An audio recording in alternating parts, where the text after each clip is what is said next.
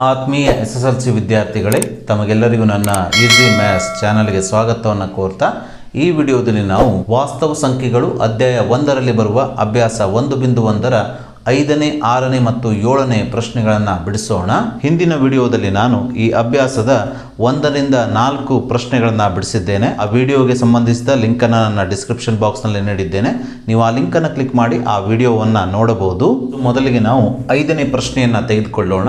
5ನೇ ಪ್ರಶ್ನೆ ಈ ರೀತಿಯಾಗಿದೆ: ಎನ್ನ ಯಾವುದೇ ಬೆಲೆಗೆ 6ರ ಘಾತಾಂಕ n ಇದು 0ಯಿಂದ ಕೊನೆಗೊಳ್ಳಬಹುದೇ ಪರೀಕ್ಷಿಸಿ. ಇಲ್ಲಿ n ಒಂದು ಸ್ವಾಭಾವಿಕ ಸಂಖ್ಯೆಯಾಗಿದೆ ಅಂತ ನೀಡಿದ್ದಾರೆ. ಸೊ ಯಾವುದೇ ಒಂದು ಸಂಖ್ಯೆ 0ಯಿಂದ ಕೊನೆಗೊಂಡಿದ್ದರೆ ಆ ಸಂಖ್ಯೆಯು 5ರ ಅಪವರ್ತನವಾಗಿರುತ್ತದೆ ಅಥವಾ 5ರಿಂದ ಸಂಪೂರ್ಣವಾಗಿ ಭಾಗವಾಗುತ್ತದೆ. ಹಾಗಾಗಿ ನಾವಿಲ್ಲಿ 6ರ ಘಾತಾಂಕ n 0ಯಿಂದ ಕೊನೆಗೊಳ್ಳಬೇಕಾದರೆ ಅದು 5ರಿಂದ ಭಾಗವಾಗಬೇಕು ಅಥವಾ 5ರ ಅಪವರ್ತನವಾಗಬೇಕು ಎಂಬುದನ್ನು ಬರೆದುಕೊಳ್ಳೋಣ. ಸೊ ನಾವಿಲ್ಲಿ 6ರ ಘಾತಾಂಕ n ಅಥವಾ 6ರ ಅವಿಭಾಜ್ಯ ಅಪವರ್ತನಗಳನ್ನು ಗಮನಿಸಿದಾಗ 6ರ ಅವಿಭಾಜ್ಯ ಅಪವರ್ತನಗಳು 2 ಮತ್ತು 3 ಆಗಿದೆ. ಅಂದರೆ 6ಅನ್ನು ಭಾಗಿಸುವ ಅವಿಭಾಜ್ಯ ಸಂಖ್ಯೆಗಳು 2 ಮತ್ತು 3 ಆಗಿದೆ. ಹಾಗಾಗಿ ಇಲ್ಲಿ ಸ್ಪಷ್ಟವಾಗಿ 5 ಇದು 6ರ ಘಾತಾಂಕ n ಅವಿಭಾಜ್ಯ ಅಪವರ್ತನವಾಗಿಲ್ಲದರಿಂದ 6ರ ಘಾತಾಂಕ n ಇದು 0ಯಿಂದ ಕೊನೆಗೊಳ್ಳುವುದಿಲ್ಲ. ಸೊ ಈ ಪ್ರಶ್ನೆಯನ್ನು ಬಿಡಿಸುವ ಮತ್ತೊಂದು ವಿಧಾನವನ್ನು ನಾವು ನೋಡುವುದಾದರೆ, ಇಲ್ಲಿ ಪ್ರಶ್ನೆಯಲ್ಲಿ ನಮಗೆ 6ರ ಘಾತಾಂಕ n ಎಂಬ ಒಂದು ಸಂಖ್ಯೆಯನ್ನು ನೀಡಿದ್ದಾರೆ. ಇಲ್ಲಿ ಘಾತಸೂಚಿ n ಒಂದು ಸ್ವಾಭಾವಿಕ ಸಂಖ್ಯೆ ಆಗಿದೆ ಅಂತ ಹೇಳಿದ್ದಾರೆ.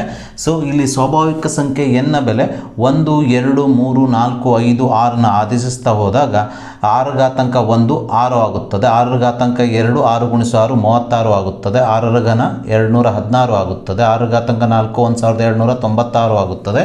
ಹೀಗೆ 6ರ ಘಾತಾಂಕ 5 6ರ ಘಾತಾಂಕ 6 6ರ ಘಾತಾಂಕ 7 ಈ ರೀತಿ ನೋಡ್ತಾ ಹೋದಾಗ n ಯಾವುದೇ ಒಂದು ಸ್ವಾಭಾವಿಕ ಸಂಖ್ಯೆಯಾಗಿದ್ದಾಗ 6ರ ಘಾತಾಂಕ n ಎಂಬುದು 6ರಲ್ಲಿ ಕೊನೆಗೊಳ್ಳುತ್ತದೆ ಎಂಬುದು ಇಲ್ಲಿ ಸ್ಪಷ್ಟವಾಗುತ್ತದೆ. ಅಂದರೆ 6ರ ಘಾತಾಂಕ n ನ ಬಿಡಿ ಸ್ಥಾನದಲ್ಲಿರುವ ಅಂಕೆಯು ಯಾವಾಗಲೂ 6 ಆಗಿರುತ್ತದೆ ಎಂಬುದು ಇಲ್ಲಿ ಸ್ಪಷ್ಟವಾಗುತ್ತದೆ. ಹಾಗಾಗಿ ನೀಡಿದಂಥ ಸಂಖ್ಯೆ 6ರ ಘಾತಾಂಕ n ಇದು 0ಯಿಂದ ಕೊನೆಗೊಳ್ಳುವುದಿಲ್ಲ. ಅಂದರೆ 6ರ ಘಾತಾಂಕ n ನ ಬಿಡಿ ಸ್ಥಾನದಲ್ಲಿ 0 ಇರೋದಿಲ್ಲ. ಸೊ ಹೀಗೆ ನಾವು ನೀಡಿದಂಥ ಪ್ರಶ್ನೆಯನ್ನು ಸುಲಭವಾಗಿ ಉತ್ತರಿಸಿದ್ದೇವೆ. ಸೊ ನಾವೀಗ ಅಭ್ಯಾಸದ 6ನೇ ಪ್ರಶ್ನೆಯನ್ನು ತೆಗೆದುಕೊಳ್ಳೋಣ.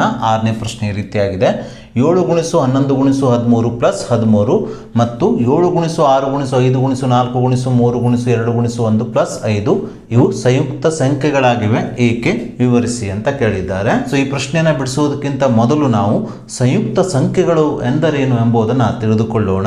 ಒಂದು ಸಂಖ್ಯೆಯು 2 ಅಥವಾ 2ಕ್ಕಿಂತ ಹೆಚ್ಚು ಅವಿಭಾಜ್ಯ ಅಪವರ್ತನಗಳ ಗುಣಲಬ್ಧವಾಗಿದ್ದರೆ ಆ ಸಂಖ್ಯೆಯು ಒಂದು ಸಂಯುಕ್ತ ಸಂಖ್ಯೆಯಾಗಿರುತ್ತದೆ. ಒಂದು ಸಂಯುಕ್ತ ಸಂಖ್ಯೆಯು 2 ಅವಿಭಾಜ್ಯ ಅಪವರ್ತನಗಳ ಗುಣಲಬ್ಧವಾಗಿರಬಹುದು ಅಥವಾ 2ಕ್ಕಿಂತ ಹೆಚ್ಚು ಅವಿಭಾಜ್ಯ ಅಪವರ್ತನಗಳ ಗುಣಲಬ್ಧ ಆಗಿರಬಹುದು. ಉದಾಹರಣೆಗೆ 4 ಒಂದು ಸಂಯುಕ್ತ ಸಂಖ್ಯೆಯಾಗಿದೆ, ಏಕೆಂದರೆ 4 2 ಅವಿಭಾಜ್ಯ ಅಪವರ್ತನಗಳ ಗುಣಲಬ್ಧವಾಗಿದೆ.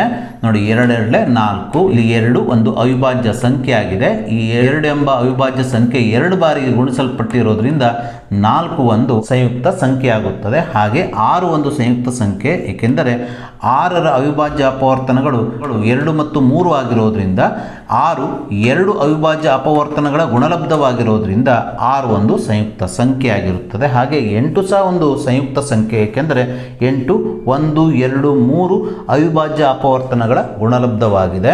ಅಂದರೆ ಸಂಖ್ಯೆ ಒಂದೇ ಇರಬಹುದು, ಅವಿಭಾಜ್ಯ ಸಂಖ್ಯೆ ಒಂದೇ ಇರಬಹುದು, ಆದರೆ ಎಷ್ಟು ಸಲ ಗುಣಿಸಲ್ಪಟ್ಟಿದೆ? 3 ಬಾರಿ ಗುಣಿಸಲ್ಪಟ್ಟಿದೆ. ಹಾಗಾಗಿ 8 ಒಂದು ಸಂಯುಕ್ತ ಸಂಖ್ಯೆ ಆಗಿದೆ. ಅದೇ ರೀತಿ 10 ಸಹ ಒಂದು ಸಂಯುಕ್ತ ಸಂಖ್ಯೆ, ಏಕೆಂದರೆ 10 2 ಅವಿಭಾಜ್ಯ ಅಪವರ್ತನಗಳ ಗುಣಲಬ್ಧವಾಗಿದೆ. 2 ಮತ್ತು 5 2 5 10, ಹಾಗಾಗಿ 10 ಸಹ ಒಂದು ಸಂಯುಕ್ತ ಸಂಖ್ಯೆ ಆಗಿದೆ. ಇದೇ ರೀತಿ 12 14 15 16 18 20 21 ಈ ಸಂಖ್ಯೆಗಳೆಲ್ಲ ಸಂಯುಕ್ತ ಸಂಖ್ಯೆಗಳಾಗಿವೆ, ಏಕೆಂದರೆ ಈ ಸಂಖ್ಯೆಗಳು 2 ಅಥವಾ 2ಕ್ಕಿಂತ ಹೆಚ್ಚು ಅವಿಭಾಜ್ಯ ಅಪವರ್ತನಗಳ ಗುಣಲಬ್ಧವಾಗಿದೆ. ಹೀಗೆ ನಾವು ಸಂಯುಕ್ತ ಸಂಖ್ಯೆಗಳ ಬಗ್ಗೆ ತಿಳಿದುಕೊಂಡ ನಂತರ ನಾವೀಗ ಈ ಪ್ರಶ್ನೆಗೆ ಉತ್ತರಿಸೋಣ. ಪ್ರಶ್ನೆಯಲ್ಲಿ ನಮಗೆ 2 ಸಂಖ್ಯೆಗಳನ್ನು ನೀಡಿದ್ದಾರೆ. ಈ 2 ಸಂಖ್ಯೆಗಳು ಸಂಯುಕ್ತ ಸಂಖ್ಯೆಗಳಾಗಿವೆ ಅಂತ ಹೇಳಿದ್ದಾರೆ. ಅವು ಯಾಕೆ ಸಂಯುಕ್ತ ಸಂಖ್ಯೆಗಳಾಗಿವೆ ಎಂಬುದನ್ನು ನಾವಿಲ್ಲಿ ವಿವರಿಸಬೇಕಾಗಿದೆ. ಹಾಗಾಗಿ ನಾವಿಲ್ಲಿ ಈ ಎರಡೂ ಸಂಖ್ಯೆಗಳನ್ನು ಮೊದಲು ಸಂಕ್ಷೇಪಿಸಿ ತದನಂತರ ಅದರ ಅಪವರ್ತನದ ಆಧಾರದ ಮೇಲೆ ಅವು ಯಾಕೆ ಸಂಯುಕ್ತ ಸಂಖ್ಯೆಗಳಾಗಿವೆ ಎಂಬುದನ್ನು ತಿಳಿಸೋಣ. ಸೊ ಮೊದಲಿಗೆ ನಾನು ಮೊದಲನೇ ಸಂಖ್ಯೆಯನ್ನು ತೆಗೆದುಕೊಂಡು ಇದನ್ನು ಸಂಕ್ಷೇಪಿತ ರೂಪದಲ್ಲಿ ಬರೆಯುತ್ತೇನೆ. ಸೊ ಮೊದಲನೇ ಸಂಖ್ಯೆ 7 ಗುಣಿಸು 11 ಗುಣಿಸು 13 ಪ್ಲಸ್ 13 ಆಗಿದೆ. ಈಸ್ ಈಕ್ವಲ್ ಟು ಇದನ್ನು ನಾನೀಗ ಸಂಕ್ಷೇಪಿಸ್ತಾ ಇದ್ದೇನೆ. ಸೊ ಇಲ್ಲಿ ನಾನು 13ಅನ್ನು ಸಾಮಾನ್ಯ ತೆಗಿತಾ ಇದ್ದೇನೆ. 13ಅನ್ನು ಸಾಮಾನ್ಯ ತೆಗೆದಾಗ ಇಲ್ಲಿ ಮೊದಲನೇ ಪದದಲ್ಲಿ 7 ಗುಣಿಸು 11 ಉಳಿಯುತ್ತದೆ, ಪ್ಲಸ್ ಎರಡನೇ ಪದದಲ್ಲಿ 13 ಸಾಮಾನ್ಯವಾಗಿರೋದ್ರಿಂದ ಇಲ್ಲಿ 1 ಉಳಿಯುತ್ತದೆ. ಸೊ ಮುಂದಿನ ಹಂತದಲ್ಲಿ 13 ಗುಣಿಸು 7 ಗುಣಿಸು 11 ಅಂದರೆ 77 ಆಗುತ್ತದೆ, ಪ್ಲಸ್ 1ಅನ್ನು ಇದ್ದ ಹಾಗೆ ಬರೆದುಕೊಳ್ಳೋಣ. ಸೊ 13 ಗುಣಿಸು 77 ಗುಣಿಸು 1 ಅಂದರೆ 78 ಆಗುತ್ತದೆ. 13 ಒಂದು ಅವಿಭಾಜ್ಯ ಸಂಖ್ಯೆ ಆಗಿದೆ, ಆದರೆ 78 ಒಂದು ಅವಿಭಾಜ್ಯ ಸಂಖ್ಯೆ ಅಲ್ಲ. 78ಅನ್ನು ನಾವು ಅಪವರ್ತನ ವಿಧಾನದಿಂದ ಅವಿಭಾಜ್ಯ ಸಂಖ್ಯೆಗಳ ಗುಣಲಬ್ಧವಾಗಿ ಬರೆಯೋಣ. 2 3 6 ಆಗುತ್ತದೆ. 6ಅನ್ನು 7ರಿಂದ ಕಳೆದಾಗ ಉಳಿಯುವ ಶೇಷ 1 1 8 18, 2 9 18 ಆಗುತ್ತದೆ. 3 1 3 3 3 9 ಆಗುತ್ತದೆ. ಹಾಗಾಗಿ 78ರ ಅಪವರ್ತನಗಳು 2 3 ಮತ್ತು 13 ಆಗುತ್ತದೆ. ಹಾಗಾಗಿ 78ನ್ನು ನಾವು 2 ಗುಣಿಸು 3 ಗುಣಿಸು 13 ಆಗಿ ಬರೆಯಬಹುದು. ಸೊ ಆದ್ದರಿಂದ ಇಲ್ಲಿ ಈ ನೀಡಿದಂಥ ಸಂಖ್ಯೆಯ ಅವಿಭಾಜ್ಯ ಅಪವರ್ತನಗಳು 2 3 ಮತ್ತು 13 ಆಗಿರೋದ್ರಿಂದ, ಅಂದರೆ ಈ ನೀಡಿದಂಥ ಸಂಖ್ಯೆಯ ಅಥವಾ ದತ್ತ ಸಂಖ್ಯೆಯ ಅವಿಭಾಜ್ಯ ಅಪವರ್ತನಗಳ ಸಂಖ್ಯೆಯು 2 ಅಥವಾ 2ಕ್ಕಿಂತ ಹೆಚ್ಚಾಗಿರೋದ್ರಿಂದ ಇಲ್ಲಿ 3 ಅವಿಭಾಜ್ಯ ಅಪವರ್ತನಗಳಿದ್ದಾವೆ. ಹಾಗಾಗಿ ಅವಿಭಾಜ್ಯ ಅಪವರ್ತನಗಳ ಸಂಖ್ಯೆ 2ಕ್ಕಿಂತ ಹೆಚ್ಚಾಗಿರೋದ್ರಿಂದ ಈ ದತ್ತ ಸಂಖ್ಯೆಯು ಒಂದು ಸಂಯುಕ್ತ ಸಂಖ್ಯೆಯಾಗಿದೆ. ಆದ್ದರಿಂದ ನಾವಿಲ್ಲಿ ದತ್ತ ಸಂಖ್ಯೆಯು 2ಕ್ಕಿಂತ ಹೆಚ್ಚು ಅವಿಭಾಜ್ಯ ಅಪವರ್ತನಗಳ ಗುಣಲಬ್ಧವಾಗಿರೋದ್ರಿಂದ ನೀಡಿದಂಥ ಸಂಖ್ಯೆ ಒಂದು ಸಂಯುಕ್ತ ಸಂಖ್ಯೆಯಾಗಿದೆ ಎಂಬುದನ್ನು ಬರೆಯಬೇಕು. ಇದೇ ರೀತಿ ನಾವೀಗ ಪ್ರಶ್ನೆಯಲ್ಲಿ ನೀಡಿರುವ ಇನ್ನೊಂದು ಸಂಖ್ಯೆಯು ಇದರ ಸಂಕ್ಷಿಪ್ತ ರೂಪದಲ್ಲಿ ಸಂಯುಕ್ತ ಸಂಖ್ಯೆ ಆಗಿದೆ ಏಕೆ ಎಂಬುದನ್ನು ವಿವರಿಸೋಣ. ಸೊ ಇಲ್ಲಿ ನಮಗೆ ನೀಡಿದಂಥ ಸಂಖ್ಯೆ 7 ಗುಣಿಸು 6 ಗುಣಿಸು 5 ಗುಣಿಸು 4 ಗುಣಿಸು 3 ಗುಣಿಸು 2 ಗುಣಿಸು 1 ಪ್ಲಸ್ 5 ಆಗಿದೆ. ಸೊ ಇದರಲ್ಲಿ ನಾವು ಈ ಎರಡು ಪದಗಳಲ್ಲಿ ನಾವು ಈಗ ಸಾಮಾನ್ಯವಾಗಿರುವ ಸಂಖ್ಯೆ 5ಅನ್ನು ಸಾಮಾನ್ಯ ತೆಗೆಯೋಣ. 5ಅನ್ನು ಸಾಮಾನ್ಯ ತೆಗೆದಾಗ ಬ್ರ್ಯಾಕೆಟ್ನ ಒಳಗಡೆ ಇಲ್ಲಿ 7 ಗುಣಿಸು 6 ಗುಣಿಸು 4 ಗುಣಿಸು 3 ಗುಣಿಸು 2 ಗುಣಿಸು 1 ಉಳಿಯುತ್ತದೆ, ಪ್ಲಸ್ ಇಲ್ಲಿ 5 ಸಾಮಾನ್ಯವಾಗಿರೋದ್ರಿಂದ ಎರಡನೇ ಪದದಲ್ಲಿ ಇಲ್ಲಿ 1 ಮಾತ್ರ ಉಳಿಯುತ್ತದೆ. 5 ಗುಣಿಸು 7 6 4 3 2 ಮತ್ತು 1ಅನ್ನು ಗುಣಿಸಿಕೊಂಡಾಗ ಬರುವಂಥ ಗುಣಲಬ್ಧ 1008 ಪ್ಲಸ್ 1ಅನ್ನು ಇದ್ದ ಹಾಗೆ ಬರೆದುಕೊಳ್ಳೋಣ. ಮುಂದಿನ ಹಂತದಲ್ಲಿ ಈ 5ಅನ್ನು ಇದ್ದ ಹಾಗೆ ಬರೆದುಕೊಳ್ಳೋಣ. ಗುಣಿಸು 1008 ಪ್ಲಸ್ 1 ಎಂದರೆ 1009 ಆಗುತ್ತದೆ. ಇಲ್ಲಿ ಸ್ಪಷ್ಟವಾಗಿ 5 ಮತ್ತು 1009 ಇವೆರಡು ಅವಿಭಾಜ್ಯ ಸಂಖ್ಯೆಗಳಾಗಿವೆ. ಹಾಗಾಗಿ ನೀಡಿದಂಥ ಸಂಖ್ಯೆ ಅಥವಾ ದತ್ತ ಸಂಖ್ಯೆಯು 2 ಅವಿಭಾಜ್ಯ ಸಂಖ್ಯೆಗಳ ಗುಣಲಬ್ಧವಾಗಿರುವುದರಿಂದ, ಅಂದರೆ ಇದರ ಅಪವರ್ತನಗಳು 2 ಅವಿಭಾಜ್ಯ ಸಂಖ್ಯೆಗಳಾಗಿರುವುದರಿಂದ ನೀಡಿದಂಥ ಸಂಖ್ಯೆ 7 ಗುಣಿಸು 6 ಗುಣಿಸು 5 ಗುಣಿಸು 4 ಗುಣಿಸು 3 ಗುಣಿಸು 2 ಗುಣಿಸು 1 ಪ್ಲಸ್ 5 ಇದೊಂದು ಸಂಯುಕ್ತ ಸಂಖ್ಯೆಯಾಗಿದೆ. ಈಗಾಗಲೇ ನಾನು ನಿಮಗೆ ಹೇಳಿದ ಹಾಗೆ ಒಂದು ಸಂಯುಕ್ತ ಸಂಖ್ಯೆ ಅಂದರೆ ಅದರ ಅವಿಭಾಜ್ಯ ಅಪವರ್ತನಗಳು 2 ಅಥವಾ 2ಕ್ಕಿಂತ ಹೆಚ್ಚಾಗಿರಬೇಕು. ಇಲ್ಲಿ 2 ಅವಿಭಾಜ್ಯ ಸಂಖ್ಯೆಗಳನ್ನು ಅಪವರ್ತನಗಳಾಗಿ ಈ ಸಂಖ್ಯೆಯು ಹೊಂದಿರುವುದರಿಂದ ಈ ಸಂಖ್ಯೆಯು ಒಂದು ಸಂಯುಕ್ತ ಸಂಖ್ಯೆಯಾಗಿದೆ. ಹಾಗೆ ಮೊದಲಿನ ಸಂಖ್ಯೆಯು ಸಹ 1 2 3 ಅವಿಭಾಜ್ಯ ಅಪವರ್ತನಗಳನ್ನು ಈ ಸಂಖ್ಯೆಯು ಹೊಂದಿರುವುದರಿಂದ ಈ ಸಂಖ್ಯೆಯು ಸಹ ಸಂಯುಕ್ತ ಸಂಖ್ಯೆಯಾಗಿದೆ. ಸೊ ನಾವೀಗ ಅಭ್ಯಾಸ 1.1ರ ಕೊನೆಯ ಪ್ರಶ್ನೆ 7ನೇ ಪ್ರಶ್ನೆಯನ್ನು ತೆಗೆದುಕೊಳ್ಳೋಣ. ಪ್ರಶ್ನೆ ಈ ರೀತಿಯಾಗಿದೆ. ಒಂದು ಕ್ರೀಡಾಂಗಣದ ಸುತ್ತಲೂ ವೃತ್ತಾಕಾರದ ಮಾರ್ಗವಿದೆ. ಸೋನಿಯಾಳು ಆ ಕ್ರೀಡಾಂಗಣದ ಒಂದು ಸುತ್ತನ್ನು ಪೂರ್ಣಗೊಳಿಸಲು 18 ನಿಮಿಷಗಳನ್ನು ತೆಗೆದುಕೊಂಡರೆ ರವಿಯು ಅದೇ ಸುತ್ತನ್ನು ಪೂರ್ಣಗೊಳಿಸಲು 12 ನಿಮಿಷಗಳನ್ನು ತೆಗೆದುಕೊಳ್ಳುತ್ತಾನೆ. ಒಂದೊಮ್ಮೆ ಅವರಿಬ್ಬರು ಒಂದೇ ಬಿಂದುವಿನಿಂದ ಏಕಕಾಲದಲ್ಲಿ ಆರಂಭಿಸಿ ಏಕಮುಖವಾಗಿ ಚಲಿಸಿದರೆ ಎಷ್ಟು ನಿಮಿಷಗಳ ನಂತರ ಅವರು ಪುನಃ ಆರಂಭಿಕ ಬಿಂದುವಿನಲ್ಲಿ ಸಂಧಿಸುತ್ತಾರೆ ಅಂತ ಕೇಳಿದ್ದಾರೆ. ಸೊ ಪ್ರಶ್ನೆಯಲ್ಲಿ ನಮಗೆ ಒಂದು ಕ್ರೀಡಾಂಗಣದ ಸುತ್ತಲೂ ವೃತ್ತಾಕಾರದ ಈ ರೀತಿಯ ಮಾರ್ಗವಿದೆ ಅಂತ ಹೇಳಿದ್ದಾರೆ. ಸೊ ಇಲ್ಲಿ ಸೋನಿಯಾಳು ವೃತ್ತಾಕಾರ ಕ್ರೀಡಾಂಗಣದ ಒಂದು ಸುತ್ತನ್ನು ಪೂರ್ಣಗೊಳಿಸಲು ತೆಗೆದುಕೊಳ್ಳುವ ಸಮಯ 18 ನಿಮಿಷಗಳು ಅಂತ ಹೇಳಿದ್ದಾರೆ.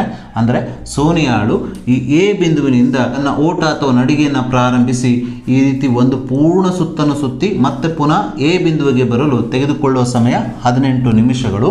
ಅದೇ ರೀತಿ ರವಿಯು ಈ ಕ್ರೀಡಾಂಗಣದ ಒಂದು ಸುತ್ತನ್ನು ಪೂರ್ಣಗೊಳಿಸಲು ತೆಗೆದುಕೊಳ್ಳುವ ಸಮಯ, ಅಂದರೆ ಎದಿಂದ ಪ್ರಾರಂಭ ಮಾಡಿ ತನ್ನ ಓಟ ಅಥವಾ ನಡಿಗೆಯನ್ನು ಪುನಃ ಎಕ್ಕೆ ಬರಲು ತೆಗೆದುಕೊಳ್ಳುವ ಸಮಯ 12 ನಿಮಿಷಗಳು ಅಂತ ಹೇಳಿದ್ದಾರೆ. ಸೊ ಇಲ್ಲಿ ರವಿಯು ಈ ವೃತ್ತಾಕಾರದ ಮಾರ್ಗವನ್ನು ಒಂದು ಸುತ್ತು ಪೂರ್ಣಗೊಳಿಸಲು ತೆಗೆದುಕೊಳ್ಳುವ ಸಮಯ 12 ನಿಮಿಷಗಳಾದರೆ ಸೋನಿಯಾಳು ತೆಗೆದುಕೊಳ್ಳುವ ಸಮಯ 18 ನಿಮಿಷಗಳು. ಹಾಗಾಗಿ ರವಿಯು ಸೋನಿಯಾಳಿಗಿಂತ ಹೆಚ್ಚು ವೇಗವಾಗಿ ಓಡಿ ಕಡಿಮೆ ಸಮಯದಲ್ಲಿ ಒಂದು ಸುತ್ತನ್ನು ಸುತ್ತುತ್ತಾನೆ. ಹಾಗಾದರೆ ಇವರಿಬ್ಬರು ಅಂದ್ರೆ ಸೋನಿಯಾ ಮತ್ತು ರವಿ ಇವರಿಬ್ಬರು ಈ ಒಂದೇ ಬಿಂದುವಿನಿಂದ ಏಕಕಾಲದಲ್ಲಿ ಓಟವನ್ನ ಏಕಮುಖವಾಗಿ ಆರಂಭಿಸಿ ಚಲಿಸಿದರೆ ಎಷ್ಟು ನಿಮಿಷಗಳ ನಂತರ ಅವರು ಪುನಃ ಆರಂಭಿಕ ಬಿಂದುವಿನಲ್ಲಿ ಸಂಧಿಸುತ್ತಾರೆ ಅಂತ ಕೇಳಿದ್ದಾರೆ. ಸೊ ಹಾಗಾಗಿ ಮೊದಲಿಗೆ ನಾವು ಪ್ರಶ್ನೆಯಲ್ಲಿ ನೀಡಿರುವ ಸೋನಿಯಾಳು ಒಂದು ಸುತ್ತನ್ನು ಸುತ್ತಿ ಬರಲು ತೆಗೆದುಕೊಳ್ಳುವ ಸಮಯ 18 ನಿಮಿಷಗಳು, ಹಾಗೆ ರವಿಯು ಒಂದು ಸುತ್ತನ್ನು ಸುತ್ತಿ ಬರಲು ತೆಗೆದುಕೊಳ್ಳುವ ಸಮಯ 12 ನಿಮಿಷಗಳನ್ನು ಬರೆದುಕೊಳ್ಳೋಣ.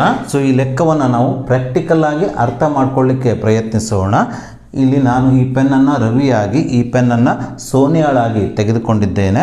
ಈ ರವಿ ಮತ್ತು ಸೋನಿಯಾ ಇಬ್ಬರು ಒಂದೇ ಬಿಂದುವಿನಲ್ಲಿ ಏಕಕಾಲದಲ್ಲಿ ಓಟವನ್ನು ಪ್ರಾರಂಭಿಸುತ್ತಾರೆ. ಆದರೆ ರವಿಯು ಒಂದು ಸುತ್ತು ಹಾಕಲು ಸೋನಿಯಾಳಕ್ಕಿಂತ ಕಡಿಮೆ ಸಮಯವನ್ನು ತೆಗೆದುಕೊಳ್ಳುತ್ತಾರೆ. ರವಿಯು 12 ನಿಮಿಷಗಳನ್ನು ಒಂದು ಸುತ್ತು ಹಾಕಲು ತೆಗೆದುಕೊಂಡರೆ ಸೋನಿಯಾಳು 18 ನಿಮಿಷಗಳನ್ನು ತೆಗೆದುಕೊಳ್ಳುತ್ತಾಳೆ. ಹಾಗಾಗಿ ರವಿಗಿಂತ ಸೋನಿಯಾಳ ಓಟ ಅಥವಾ ನಡಿಗೆ ನಿಧಾನವಾಗಿರ್ತದೆ. ರವಿಯು ಇಲ್ಲಿ ಬರಲು ಅಂದರೆ ಒಂದು ಸುತ್ತು ಹಾಕಲು 12 ನಿಮಿಷಗಳನ್ನು ತೆಗೆದುಕೊಂಡಿರ್ತಾನೆ. ಆ ಸಮಯದಲ್ಲಿ ಸೋನಿಯಾಳ ಸ್ಥಾನವು ಇಲ್ಲಿ ಎಲ್ಲಾದ್ರೂ ಈ ಸ್ಥಳದಲ್ಲಿ ಇರ್ತದೆ, ಅಂದ್ರೆ ರವಿಗಿಂತ ಹಿಂದಿರ್ತಾಳೆ ಅವಳು. ಅವಾಗ ಸೋನಿಯಾಳು ಒಂದು ಸುತ್ತನ್ನ 18 ನಿಮಿಷದಲ್ಲಿ ಪೂರೈಸ್ತಾಳು, ರವಿಯು ಇವಳಕ್ಕಿಂತ ಸ್ವಲ್ಪ ಮುಂದಿರ್ತಾನೆ, ಅಂದ್ರೆ ಬಹಳ ದೂರದಲ್ಲಿ ಇರ್ತಾನೆ. ಹಾಗೆಯೇ ರವಿಯು 2 ಸುತ್ತು ಪೂರೈಸಿದಾಗ, ಈ ರೀತಿ 2 ಸುತ್ತು ಪೂರೈಸಿದಾಗ ರವಿ ತೆಗೆದುಕೊಳ್ಳುವ ಸಮಯ 24 ನಿಮಿಷಗಳು. ಯಾಕಂದ್ರೆ ಒಂದು ಸುತ್ತಿಗೆ 12 ನಿಮಿಷ ಅಂತ ತೆಗೆದುಕೊಂಡ್ರೆ ಅದೇ ಏಕರೂಪ ಜವದಿಂದ ಅವನು ಚಲಿಸ್ತಾ ಅಥವಾ ಓಡ್ತಾ ಇರೋದ್ರಿಂದ ಈ 2 ಸುತ್ತಿಗೆ ಅವನು ತೆಗೆದುಕೊಳ್ಳುವ ಸಮಯ 24 ನಿಮಿಷಗಳು. ಅದೇ ಸಮಯದಲ್ಲಿ ಸೋನಿಯಾಳು ಒಂದು ಸುತ್ತನ್ನು ಸುತ್ತಿ ಈ ಸ್ಥಾನದಲ್ಲಿ ಬಂದಿರುತ್ತಾಳೆ. ತದನಂತರ ಇಬ್ರು ಓಡುತ್ತಾ ಈ ರೀತಿ ಓಡ್ತಾ ಸೋನಿಯಾಳು 2 ಸುತ್ತನ್ನ ಪೂರೈಸಿದ್ರೆ ರವಿಯು 3 ಸುತ್ತನ್ನು ಪೂರೈಸಿರ್ತಾನೆ. ರವಿಯು 3 ಸುತ್ತನ್ನು ಇಲ್ಲಿ ಪೂರೈಸಬೇಕಾದ್ರೆ 36 ನಿಮಿಷಗಳನ್ನು ತೆಗೆದುಕೊಂಡಿರ್ತಾನೆ. ಅದೇ ಸಮಯದಲ್ಲಿ ಸೋನಿಯಾಳು 2 ಸುತ್ತನ್ನು ಪೂರೈಸಿರ್ತಾಳೆ. ಆದರೆ ಸೋನಿಯಾಳು ತೆಗೆದುಕೊಳ್ಳುವ ಸಮಯ ಒಂದು ಸುತ್ತಿಗೆ 18 ನಿಮಿಷ ಆದರೆ 2 ಸುತ್ತಿಗೆ 36 ನಿಮಿಷಗಳಾಗ್ತವೆ. ಹಾಗಾಗಿ ಈ ಆರಂಭಿಕ ಬಿಂದುವಿನಲ್ಲಿ ಇಬ್ಬರು ಸಂಧಿಸುತ್ತಾರೆ. ಇದಕ್ಕಿಂತ ಪೂರ್ವದಲ್ಲಿ ಎಲ್ಲಿಯೂ ಸಂಧಿಸೋದಿಲ್ಲ. ಯಾವಾಗ ರವಿಯ 3 ಸುತ್ತು ಈ ರೀತಿ 36 ನಿಮಿಷಗಳಲ್ಲಿ ಪೂರ್ಣಗೊಳ್ಳುತ್ತದೆಯೋ ಅದೇ ಸಮಯದಲ್ಲಿ ಈ ಸೋನಿಯಾಳ 2 ಸುತ್ತು ಪೂರ್ಣಗೊಳ್ಳುತ್ತದೆಯೋ ಆವಾಗ ಇಬ್ಬರು ಈ ಎ ಬಿಂದುವಿನಲ್ಲಿ ಅಂದರೆ ಆರಂಭಿಕ ಬಿಂದು ಎ ಬಿಂದುವಿನಲ್ಲಿ ಸಂಧಿಸುತ್ತಾರೆ. ಹಾಗಾಗಿ ಇವರಿಬ್ಬರು ಅಂದರೆ ರವಿ ಮತ್ತು ಸೋನಿಯಾ ಇವರಿಬ್ಬರು 36 ನಿಮಿಷಗಳ ನಂತರ ಆರಂಭಿಕ ಬಿಂದುವಿನಲ್ಲಿ ಸಂಧಿಸುತ್ತಾರೆ. ಸೊ ಹೀಗೆ ನಾವು ಈ ಲೆಕ್ಕವನ್ನು ಪ್ರಾಕ್ಟಿಕಲ್ ಆಗಿ ಬಿಡಿಸಿದ ನಂತರ ನಾವೀಗ ಈ ಲೆಕ್ಕವನ್ನು ಥಿಯರಿಟಿಕಲ್ ಆಗಿ ಬಿಡಿಸೋಣ. ಸೊ ಪ್ರಶ್ನೆಯಲ್ಲಿ ನಮಗೆ ಸೋನಿಯಾಳು ಒಂದು ಸುತ್ತು ಈ ವೃತ್ತಾಕಾರದ ಪಥವನ್ನು ಸುತ್ತಲು ತೆಗೆದುಕೊಳ್ಳುವ ಸಮಯ 18 ನಿಮಿಷಗಳು ಅಂತ ನೀಡಿದ್ದಾರೆ. ಹಾಗೆಯೇ ರವಿಯು ಈ ವೃತ್ತಾಕಾರದ ಪಥವನ್ನು ಒಂದು ಸುತ್ತು ಸುತ್ತಿ ಬರಲು ತೆಗೆದುಕೊಳ್ಳುವ ಸಮಯ 12 ನಿಮಿಷಗಳು ಅಂತ ನೀಡಿದ್ದಾರೆ. ಆದರೆ ಸೋನಿಯಾ ಮತ್ತು ರವಿಯು ಈ ರೀತಿ ವೃತ್ತಾಕಾರದ ಪಥವನ್ನು ಸುತ್ತುವಾಗ ಆರಂಭಿಕ ಬಿಂದುವಿನಲ್ಲಿ ಸಂಧಿಸಬೇಕಾದ್ರೆ ಎಷ್ಟು ನಿಮಿಷಗಳನ್ನು ತೆಗೆದುಕೊಳ್ಳುತ್ತಾರೆ ಅಥವಾ ಎಷ್ಟು ನಿಮಿಷಗಳ ನಂತರ ಸೋನಿಯಾ ಮತ್ತು ರವಿಯು ಈ ಆರಂಭಿಕ ಬಿಂದುವಿನಲ್ಲಿ ಸಂಧಿಸುತ್ತಾರೆ ಎಂಬುದನ್ನು ಕಂಡುಹಿಡಿಯಬೇಕಾದ್ರೆ ನಾವಿಲ್ಲಿ ಸೋನಿಯಾ ಮತ್ತು ರವಿ ಇವರಿಬ್ಬರು ತೆಗೆದುಕೊಂಡ ಸಮಯಗಳ ಲಸಾವನ್ನು ಕಂಡುಹಿಡಿಯಬೇಕು. ಅಂದರೆ ಸೋನಿಯಾ ಮತ್ತು ರವಿಯ ಸಮಯಗಳ ಲಸಾವು ಇವರಿಬ್ಬರು ಆರಂಭಿಕ ಬಿಂದುವಿನಲ್ಲಿ ಸಂಧಿಸಲು ತೆಗೆದುಕೊಳ್ಳುವ ಸಮಯವನ್ನ ಸೂಚಿಸುತ್ತದೆ. ಸೊ ಹಾಗಾಗಿ ನಾವಿಲ್ಲಿ ಅಪವರ್ತನ ವಿಧಾನದಿಂದ ಈ 18 ಮತ್ತು 12 ಈ ಸಂಖ್ಯೆಗಳ ಲಸವನ್ನು ಕಂಡುಹಿಡಿಯೋಣ. ಅದಕ್ಕೋಸ್ಕರ ನಾನಿಲ್ಲಿ ಅಪವರ್ತನ ವಿಧಾನವನ್ನು ಬಳಸಿಕೊಂಡು 18 ಇವುಗಳ ಅವಿಭಾಜ್ಯ ಅಪವರ್ತನಗಳ ಗುಣಲಬ್ಧವಾಗಿ ಬರಿತಾ ಇದ್ದೇನೆ. ಸೊ 18 ಭಾಗಿಸುವ ಅತಿ ಚಿಕ್ಕ ಅವಿಭಾಜ್ಯ ಸಂಖ್ಯೆ 2 ಮೊತ್ತಲೆ 18 ಆಗುತ್ತದೆ. 3 ಮೂರಲೆ 9, 3 1 3 ಆಗುತ್ತದೆ. ಹಾಗಾಗಿ 18 ನಾವು 2 ಗುಣಿಸು 3 ಗುಣಿಸು 3 ಆಗಿ ಬರೆಯಬಹುದು, ಅಥವಾ 2 ಗುಣಿಸು 3 2 ಬಾರಿ ಬಂದಿರೋದ್ರಿಂದ 3ರ ವರ್ಗ ಅಥವಾ 3ರ ಘಾತಾಂಕ 2 ಅಂತ 18 ಬರೆದುಕೊಳ್ಳೋಣ. ಹಾಗೆ 12 ಸಹ ನಾವು ಅವಿಭಾಜ್ಯ ಅಪವರ್ತನಗಳ ಗುಣಲಬ್ಧವಾಗಿ ಬರೆಯೋಣ. 12 ಭಾಗಿಸುವ ಅತಿ ಚಿಕ್ಕ ಅವಿಭಾಜ್ಯ ಸಂಖ್ಯೆ 2 2 6 12 ಆಗುತ್ತದೆ. 2 3 6 ಆಗುತ್ತದೆ. 3 1 3 ಆಗುತ್ತದೆ. ಹಾಗಾಗಿ 12 ನಾವು 2 × 2 × 3 ಅಥವಾ ಇಲ್ಲಿ 2 ಬಾರಿ ಬಂದಿರೋದ್ರಿಂದ 2 × 2 ವರ್ಗ ಆಗಿ ಬರೆದುಕೊಳ್ಳೋಣ, ಗುಣಿಸು 3 ಇದ್ದಾಗೆ ಬರೆದುಕೊಳ್ಳೋಣ. ಸೊ ಇದಾದ ನಂತರ ನಾವೀಗ 12 ಮತ್ತು 18ರ ಲಸವನ್ನು ಕಂಡುಹಿಡಿಯೋಣ. ಲಸ ಅಂದರೆ ಎಲ್ಲ ಅವಿಭಾಜ್ಯ ಅಪವರ್ತನಗಳನ್ನು ಬರೆಯಬೇಕು. ಅವಿಭಾಜ್ಯ ಅಪವರ್ತನಗಳನ್ನು ಬರೆಯಬೇಕಾದರೆ ಯಾವುದಾದ್ರೂ ಒಂದು ಅಪವರ್ತನ ಅಥವಾ ಸಂಖ್ಯೆ ಪುನರಾವರ್ತನೆ ಆಗಿದ್ದರೆ ಅತಿ ದೊಡ್ಡ ಘಾತಸೂಚಿಯನ್ನು ಅಪವರ್ತನಗಳ ಗುಣಲಬ್ಧವನ್ನು ಬರೆಯಬೇಕಾದರೆ ಪರಿಗಣಿಸಬೇಕು. ಇಲ್ಲಿ ನೋಡಿ 2 ಮತ್ತು ಇಲ್ಲಿ 2 ಪುನರಾವರ್ತನೆ ಆಗಿದೆ. 18ರ ಅಪವರ್ತನವು 2 ಆಗಿದೆ. 12ರ ಅಪವರ್ತನ 2ರ ವರ್ಗ ಅಂದರೆ 2 × 2 ಆಗಿರೋದ್ರಿಂದ ಇಲ್ಲಿ ಲಸವನ್ನು ಬರೀಬೇಕಾದ್ರೆ ಈ 2 ಬದಲಿಗೆ 2ರ ವರ್ಗವನ್ನು ಪರಿಗಣಿಸಬೇಕು, ಗುಣಿಸು. ಅದೇ ರೀತಿ ಇಲ್ಲಿ 3 ಮತ್ತು 3 ರಿಪೀಟ್ ಆಗಿದೆ ಅಂದರೆ ಪುನರಾವರ್ತನೆ ಆಗಿದೆ. ಈ ಅಪವರ್ತನ ಪುನರಾವರ್ತನೆ ಆದಾಗ ಯಾವುದಾದ್ರೂ ಒಂದು ಅಪವರ್ತನ ಪುನರಾವರ್ತನೆ ಆದಾಗ ಅದರ ಹೆಚ್ಚಿನ ಘಾತಸೂಚಿಯನ್ನು ಹೊಂದಿರುವ ಅವಿಭಾಜ್ಯ ಅಪವರ್ತನವನ್ನು ಲಸವನ್ನು ಬರೀಬೇಕಾದ್ರೆ ಪರಿಗಣಿಸಬೇಕು. ಹಾಗಾಗಿ 3 ಮತ್ತು 3ರ ವರ್ಗದಲ್ಲಿ ನಾವು ಪರಿಗಣಿಸಬೇಕಾಗಿದ್ದು 3ರ ವರ್ಗ. ಸೊ 2ರ ವರ್ಗ 4 ಆಗುತ್ತದೆ, ಗುಣಿಸು 3ರ ವರ್ಗ 9, 4 × 9 36 ಆಗುತ್ತದೆ.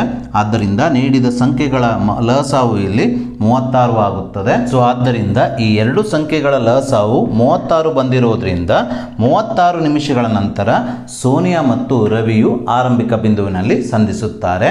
ಹಾಗೆ ಲಸವನ್ನು ಈ ರೀತಿಯ ಕಂಡುಹಿಡಿಯುವ ಬದಲು ನಾವು ಮತ್ತೊಂದು ಅತ್ಯಂತ ಸುಲಭವಾದ ವಿಧಾನದಿಂದಲೂ ಸಹ ಲಸವನ್ನು ಕಂಡುಹಿಡಿಯಬಹುದು.